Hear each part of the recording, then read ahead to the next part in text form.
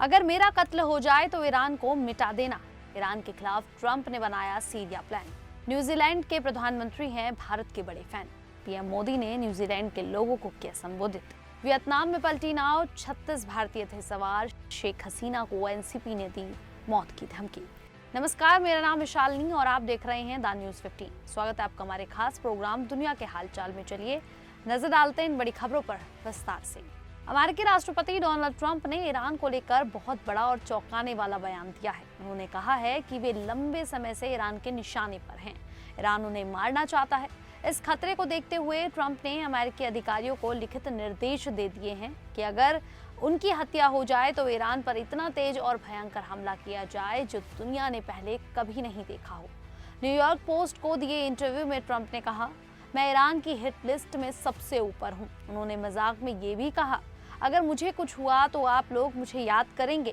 Trump ने साफ किया कि ये कोई नई बात नहीं है। साल 2020 में जब वे राष्ट्रपति थे तब उन्होंने ईरानी कमांडर कासिम सुलेमानी को मारने का आदेश दिया था। तभी से ईरान उनसे बदला लेना चाहता है। ट्रंप ने ईरान के साथ सीज फायर खत्म करने का भी ऐलान कर दिया है। उन्होंने कहा कि वे ईरान को कभी परमाणु हथियार नहीं बनाने देंगे। उनका मानना है कि अगर दोनों देशों के बीच टकराव हुआ तो वो छोटा और तेज होगा, क्योंकि अमेरिका की ताकत के आगे ईरान ज्यादा देर नहीं टिक सकता। ट्रंप ने सोशल मीडिया पर लिखा कि ईरान ने बातचीत के लिए गुजारिश की है, लेकिन अमेरिका ने सख्त रुख अपनाया है। ईरान के विदेश मंत्रालय ने भी जवाब दिया कि अगर अमेरिका वादा तोड़ेगा तो उसे मुंहतोड़ जवाब मिलेगा।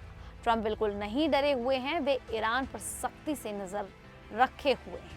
इस हफ्ते ट्रंप ने तुर्की में नाटो समिट के दौरान सीरिया के राष्ट्रपति अहमद अल शरा से मुलाकात की। उस समय उनका मूड खराब था क्योंकि कुछ घंटे पहले ईरान ने हॉर्मुज स्ट्रेट में जहाजों पर गोली चलाई थी। ट्रंप अब ईरान के इस खतरे से निपटने के लिए सीरिया को नया एनर्जी रास्ता बनाना चाहते हैं। ट्रंप ने सीरिया को बड़ा कूटनीतिक तोहफा दिया। उन्होंने घोषणा की कि अमेरिका सीरिया को आतंकवाद समर्थक देशों की सूची से हटा रहा है। पहले भी कई प्रतिबंध हटाए जा चुके हैं। अब अमेरिकी कंपनियां सीरिया में तेल, गैस, बिजली और बैंकिंग क्षेत्र में निवेश कर सकेंगी। ट्रंप ने कहा कि अमेरिकी कंपनियां सीरिया को पहले से ज्यादा समृद्ध बनाएंगी। सीरिया की जगह बहुत अच्छी है। एक तरफ इसका लंबा समुद्री तट है, दूसरी तरफ तेल वाली खाड़ी देश है। अगर सऊदी अरब और कतर का तेल पाइपलाइन से सीरिया के बंदरगाहों तक लाया जाए तो इसे सीधे यूरोप भेजा जा सकता है। इससे हॉर्मुज स्ट्रेट पर ईरान की पकड़ कमजोर हो जाएगी। सीरिया के पास 2.5 बिलियन बैरल तेल का भंडार है जो और बढ़ सकता है। अमेरिकी कंपनी शेवरॉन और सऊदी कंपनियां वहां निवेश करने जा रही हैं। हालांकि चुनौतियां भी हैं। सीरिया में अभी आतंकवादी सक्रिय हैं, बैंकिंग सिस्टम कमजोर है और रूस की भी मजबूत पकड़ है। इजरायल और तुर्की के साथ तनाव भी है। फिर भी ट्रंप को उम्मीद है कि सीरिया नया तेल रास्ता बनकर ईरान की ताकत को कम कर सकता है। ये योजना सफल हुई तो दुनिया की ऊर्जा सप्लाई में बड़ा बदलाव आ सकता है। वहीं न्यूजीलैंड के प्रधानमंत्री क्रिस्टोफर लक्सन ने भारत की प्रगति की खूब तारीफ की। उन्होंने कहा कि वे कई सालों से भारत के बहुत बड़े फैन रहे हैं। ऑकलैंड में India New Zealand business and sports engagement कार्यक्रम में उन्होंने पीएम मोदी के नेतृत्व में भारत के आर्थिक बदलाव को अविश्वसनीय बताया। लक्सन ने अपनी पुरानी यादें साझा की। उन्होंने बताया कि 1990 के दशक में यूनिलीवर कंपनी के लिए काम करते हुए पहली बार भारत आए थे। उस समय मजदूरों को दिहाड़ी सिक्कों में दी जाती थी, लेकिन अब पीएम मोदी के नेतृत्व में 25 करोड़ लोग गरीबी से बाहर निकल चुके हैं। देश का मध्यम वर्ग 44 करोड़ से बढ़कर दशक के अंत तक 75 करोड़ हो जाएगा। उन्होंने इसे बहुत प्रेरणादायक बताया। लक्सन ने लाओस में अपनी पहली मुलाकात का जिक्र करते हुए कहा कि पीएम मोदी ने उन्हें भारत में बने 147 नए एयरपोर्ट, 2000 नए विमानों और नई यूनिवर्सिटी खोलने की जानकारी दी थी। ये सुनकर वे हैरान रह गए। उन्होंने पीएम मोदी का गर्मजोशी से स्वागत किया और भारतीय बिजनेस लीडर्स को न्यूजीलैंड आने के लिए धन्यवाद किया। लक्सन ने Bharat New Zealand free trade agreement पर जोर देते हुए कहा कि सरकार माहौल बनाती है, लेकिन असली काम बिजनेस लीडर्स को करना है। इसी बीच पीएम मोदी ने न्यूजीलैंड में भारतीय समुदाय को संबोधित किया। उन्होंने कहा कि 40 साल बाद कोई भारतीय प्रधानमंत्री न्यूजीलैंड आया है। पीएम मोदी ने अपनी पुरानी यादें साझा की। 25-30 साल पहले जब वे किसी सरकार में नहीं थे तब न्यूजीलैंड आए थे। उस समय एक दोस्त ने उन्हें मफलर, कैप और दस्ताने गिफ्ट किए थे। आज भी वे उसी मफलर को संभाल कर रखे हुए हैं और इस कार्यक्रम में पहनकर आए हैं। उन्होंने भारत और न्यूजीलैंड के रिश्ते को बांका यानी कि नाव से जोड़ा। बांका सिर्फ नाव नहीं बल्कि साझा यात्रा का प्रतीक है।